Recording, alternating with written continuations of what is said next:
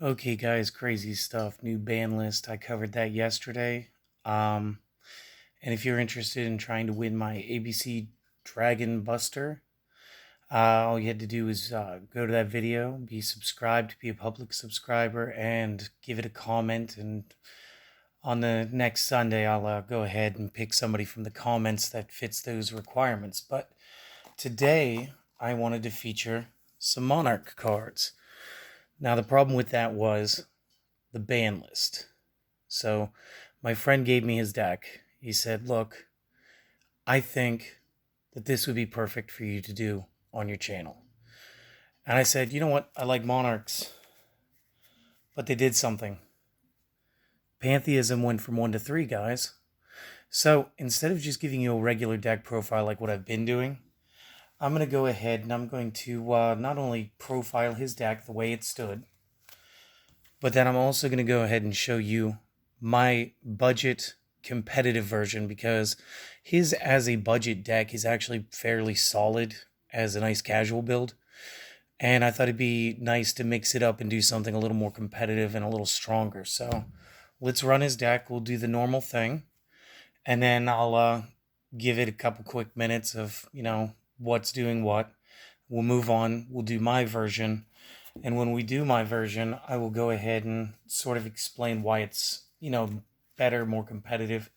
I'm not going to spend too much time on either because it's going to be a double. And I like to call this the deck garage because, we get underneath, open the hood, see what's working, and then trade it out and get a little more performance. So he's running 2 copies of Battle Fader, 2 Caius the Mega Monarch. He's running 2 normal Caius, the Shadow Monarch. He's got 2 copies of Dea, 2 copies of Ether, 2 copy of Eidos, 2 copies Erebus, 1 Majesty's Fiend. He's running 2 Mithra, the Thunder Vassal, 2 copies of Ryza. He's got 2 copies of Vanity's Fiend. In his spells, he's using 2 copies of the Domain. He's got 1 Foolish Burial, a 1-for-1, 1 Pantheism, because again, when he handed this to me, this was at 1. 2 copies Restoration of the Monarchs, 2 copies Return of the Monarchs, 2 copies of Tenacity, 3 copies of Stormforth, 1 Escalation. He was running 2 copies Escape from the Dark Dimension and 2 Monarchs Erupt. And he's not running an extra deck because all the cards gain benefits from not. So this is more of a stun variation, obviously, in more of the casual thread. And the way it works is he wants to make sure, like with the Battle Faders, he can put a tribute on the field. Caius with his Banish effect. These guys are just really good. Majesty's Fiends there to just sort of kick out monster effects, make it so that they can't be activated.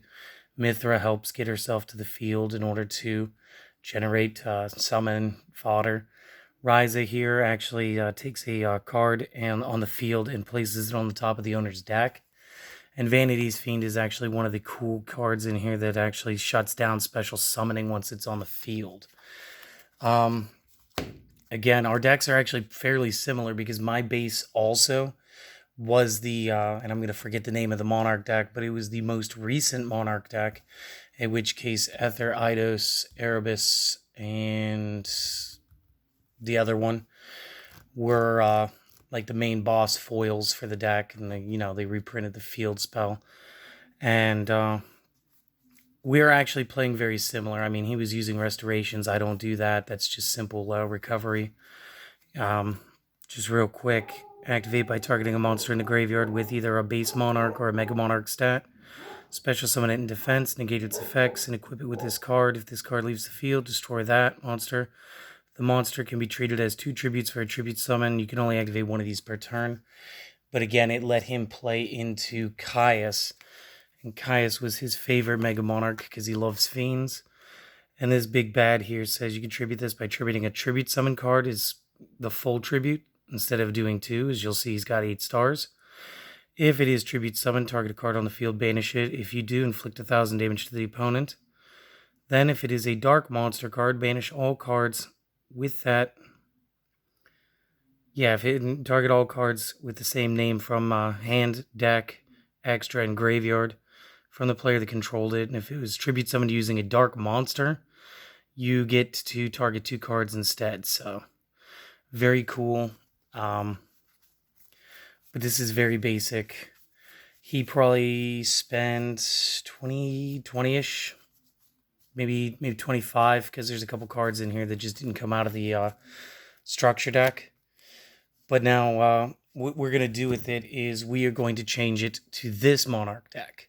Now again, no extra deck, because we're going to be utilizing pretty much all the same cards, and we're going to gain a lot of benefits from not using our extra deck. And now I'll actually take the time to really explain things. So the first thing we're going to have is we're going to have 3 Adea. We're going to run 3 copies of Ether, 3 Eidos, 3 Erebus. We're going to run 1 copy of Karaz the Light Monarch, 1 Majesty's Fiend, 2 Vanity's Fiends. We are going to be running 2 Domains, 1 Foolish, a 1-for-1. We are going to be rocking the triple Pantheism because the ban list gave that to us back. We're going to have the Reinforcement of the Army. We're going to play 2 Return of the Monarchs. We are going to play 3 Tenacities of the Monarch. We're going to play 3 Stormforths, 1 Escalation.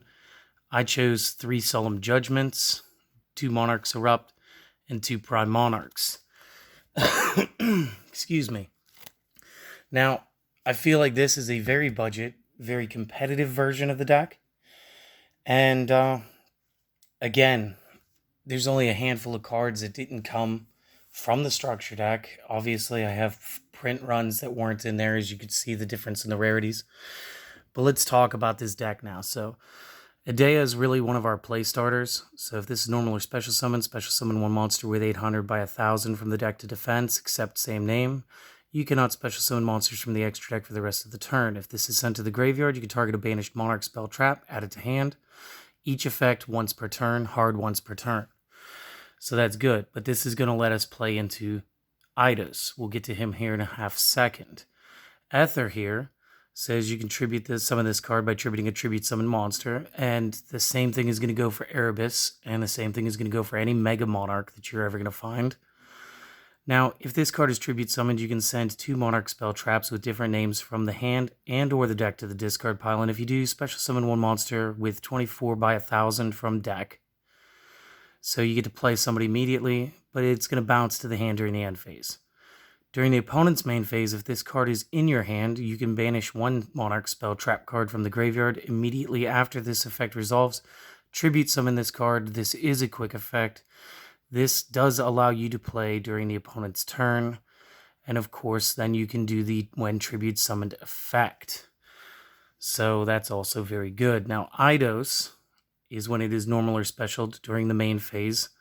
You may tribute summon 1 monster in addition to your normal summoner set. So you're going to play Adea to special Eidos to get an additional normal summon, and we've already got 2 tributes on board. So we're going to be able to go into any boss monster. We're going to be able to play any card in our deck from that. Now, you can banish this from your graveyard, then target 1 card with 800 by 1000, which is the Squire/Vassal strength. And except himself, special summon in defense mode. And you cannot special summon from the extra deck for the rest of the turn. So he can actually bring back Adea from the discard pile. And then you can sort of loop a little bit. Again, they're hard once per turns for their effects. So it's not going to be something crazy, but it is something worth noting. Erebus, he's kind of cool looking. So you can tribute this by the same method of a tribute summon monster. If this card is tribute summoned, you can send 2 Monarch spell traps with different names from the hand and or deck to the discard pile. And if you do, shuffle 1 card from your opponent's hand at random, their graveyard or their side of the field into the deck. So you get a choice between 3 locations. Once per turn during either player's main phase, allowing us to play during the opponent's turn. If this card is in your graveyard, you can discard 1 Monarch spell trap, then target a monster in your graveyard with 2400 or more attack and 1000 defense to add to your hand. Again, that's Monarch or Mega Monarch. But remember, the defense is standard. So what this is going to do is that's the reason we're running 2 Vanity's Fiends. His defense is actually 12, whereas my Majesty's Fiend has the Monarch 24 by 10. So that's very good. But that's going to let us recycle just about anybody we want. Now, Karaz is one that some people maybe don't remember. This one's from the old Light of Destruction. This is right around when Synchro began, or maybe Judgment Dragons set. And so it's a pretty old card. I don't think it's been printed too many times. So it kind of gets lost in the shuffle. So when this card is normal or special summoned, you can destroy up to 2 cards on the field, and for each card destroyed, the card's controller gains 1 card. This card cannot attack the turn it is normal or special summoned, but my favorite play, if I have to do something to break my opponent, I like to use Ether to bring Karaz out from the deck, and then Karaz goes back into my hand. Yeah, they're going to get a couple cards. I mean, I could destroy my own cards if I need to draw. Again, I only need a 1-of, and I'll show you why here in a minute. Majesty's Fiend is one of our little lockdowns here. Cannot be special summoned. Monster effects cannot be activated. That isn't to say that they're negated. It means that there's not even a chance. Cards that would trigger, that would allow you to like discard cards, get cards in the graveyard, still doesn't work. So Vanity's Fiend cannot be special summoned when it is on the field. Neither player can special summon monsters, and he's very important in today's metagame because of the looping tech that everybody plays, me included in other decks, and pairs very well with our field spells. So let's go to that. And don't be afraid of the paragraph, guys. It's great things for you. Now, while you have no cards in your extra deck, which we don't, and you are the only player that controls the Tribute Summon monster in a meta where people are basically special summoning the whole time, your opponent cannot special summon monsters from the extra deck. Pair that off with Vanity's Fiend, and they can't special summon anything at all. But it'll still work as long as you have any Monarch character or even the Majesty's Fiend. Yes, kitty. And that'll let you shut off your opponent's extra deck. Now, if a Tribute Summon monster you control attacks an opponent's monster, it gains 800 attack during damage calculation only, which is kind of amazing because that's going to be like all of your monsters. And once per turn, you can reduce the level of one monster with 28 by 1,000, which is the Mega Monarch or the 8-star cards, in your hand by 2 until the end of the turn, even after they are summoned set, and even if this card leaves the field. So quick, what does that mean? It means if I activate the effect and you activate Mystical Space Typhoon or Twin Twisters or something that would destroy the spell, the effect is still in play and valid. And when it gets to the field, if I was going to play something like Tuners or Overlay, I could still take that 8-star and turn it into a 6-star, allowing those other plays to occur. So, kind of good. And I know, maybe I should be playing it at 3, but I'll show you why I chose 2. Next up, we got Foolish Burial 1 for 1. Quite literally, 1 for 1 is for our girl here, Adea. We want to get her to the field. We want to get her to special summon. We want her to get her best friend out. Because once Eidos is out, we can do the same stuff. If Adea's already in the discard pile, we can Foolish Burial Eidos. Or anything else. I mean, plenty of plays, guys. Plenty of plays. Pantheism, the card that just came back, and the reason it's at 3. Send 1 Monarch spell trap from the hand to the graveyard, draw 2 cards. This is the deck's built-in draw 2.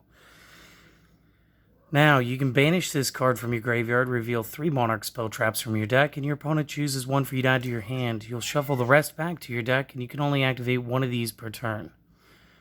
Or sorry, you can only activate that effect once per turn. So, I mean, I guess you could run all 3 of these back to back to back, but that wouldn't be good.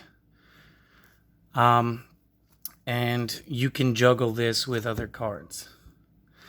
Now, we got Reinforcement of the Army, and again, Adea is a warrior. We just want to make sure that we can progress that card as fast as possible. Return of the Monarchs is actually an excellent play in this deck.